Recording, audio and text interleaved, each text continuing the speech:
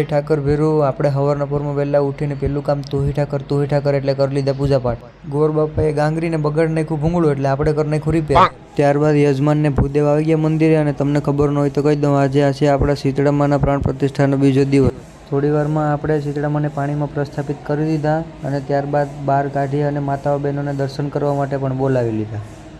Finally આખી ગામની આતુરતાનો અંત આવ્યો અને યજમાનને ભૂદેવે બહુ વ્યવસ્થિત રીતે માતાજીને પ્રતિષ્ઠિત કરી દીધા.